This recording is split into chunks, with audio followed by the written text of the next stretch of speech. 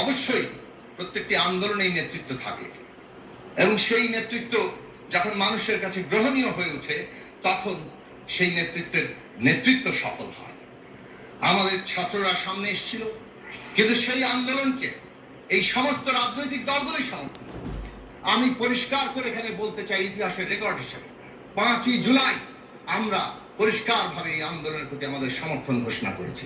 6ই July BNP মহাসচিব তারা press conference করে এই আন্দোলনের প্রতি সমর্থন ঘোষণা করেছে, এবং এই কথাগুলো রেকর্ডে থাকা দরকার। হ্যাঁ, একটা সময় এসে যখন ফ্যাসিবাদীরা বলল যে এটা বিরোধী দলের আন্দোলন, বিরোধী দল হাইজ্যাক করছে, তখন কৌশলগত কারণে রাজনৈতিক দলগুলো, আমি ব্যক্তিগতভাবে তার সাক্ষ্য দিতে পারি, বিএনপি মহাসচিবের সাথে এই বিষয় নিয়ে আলোচনা হয়েছিল যে আমাদেরকে এমন ভাবে অবস্থান নিতে হবে যাতে করে ফ্যাসিবাদীরা পুরনো কৌশলে আন্দোলন ধ্বংস করতে না পারে।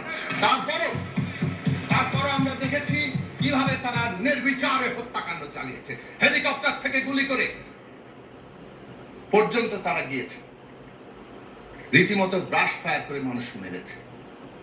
এবং শহীদের সংখ্যা নিয়ে এই বিতর্ক খুবই অনাকাঙ্ক্ষিত। এটা মাঝখানে বলে রাখলাম, শহীদের প্রত্যেকটি সংখ্যা কেবল তারা সংখ্যা নয়, এক একটি মানুষ, এক একটি জীবন, এক একটি স্বপ্ন। সেই স্বপ্নের জায়গাগুলোকে আমরা যাতে সংরক্ষণ করি এবং তাদের মর্যাদা দিই, রাষ্ট্রীয় মর্যাদায় অভিষিক্ত করি। আমি একটু দ্রুত করব। এই যে অভ্যুত্থান, সেই অভ্যুত্থান এই রাজনৈতিক, অর্থনৈতিক এবং সাংস্কৃতিক পরিবর্তন তাকে আরো বেশি গভীর মানুষের আকাঙ্ক্ষায় পরিণত করেছিল, এবং তার রূপ হিসেবে আমরা সবাই মিলে এই প্রস্তাব দিয়েছিলাম। এই কথা আবারও বলতে, রেকর্ডের জন্য প্রস্তাব দিয়েছিলাম যে অন্তর্বর্তী সরকারের কাজ হবে এটাকে ফ্যাসিলিটেট করা, এই যে সকলের আকাঙ্ক্ষাকে ধারণ করা। ঐকমত্য কমিশন গঠিত হয়েছে, তার ইতিহাসটা এখানে রেকর্ড থাকা দরকার ছিল, যদিও মাননীয় স্বরাষ্ট্রমন্ত্রী এর আগে, যেহেতু তিনি প্রতিটি বৈঠকে উপস্থিত ছিলেন, অনেক কথা বলেছেন। আমি দুটো বিষয় তুলব। 1 নম্বর বিষয় হচ্ছে, ঐকমত্য কমিশনের কাজ ছিল ঐকমত্য তৈরি করা, এবং যখন প্রথম দিকে আলোচনা শুরু হলো এবং প্রথম গুরুত্বপূর্ণ প্রশ্ন 70 অনুচ্ছেদ সংবিধানের বদল হবে কিনা, তখন যখন আলোচনা ঠিক হলো, সেই দিনই ঠিক হয়েছিল দ্বিমত থাকলে কি সমাধান হবে, এবং সেই দিন বলা হয়েছিল যে নোট অফ ডিসেন্ট দেওয়া যাবে, কারণ রাজনৈতিক দলগুলো বলছিল দুটি এক্সেপশন রেখে আস্থা ভোট এবং বাজেট, অর্থ বিল, এই দুটো এক্সেপশন রেখে 70 অনুচ্ছেদ করা। বিএনপি সহ আরো কয়েকটি দল বলেছিল আরো দুটো জিনিস যুক্ত করা দরকার, জাতীয় নিরাপত্তা এবং যুদ্ধ পরিস্থিতি, সংবিধান সংশোধন। তখন প্রশ্ন এসেছিল যে এখানে সমাধানের পদ্ধতি হবে নোট অফ ডিসেন্ট দেওয়া যাবে, এবং দলগুলো তাদের নির্বাচনী ইস্তেহারে তাদের প্রসঙ্গ উত্থাপন করবেন, যে দল বিজয়ী হবেন তাদের চিন্তা তারা বাস্তবায়ন করতে পারবেন, এবং সেটাই জুলাই জাতীয় সনদে লেখা হয়েছে। This is number 1, it should be recorded. Number 2, July জাতীয় সনদ নোট অফ ডিসেন্ট সহই আমরা স্বাক্ষর করেছি।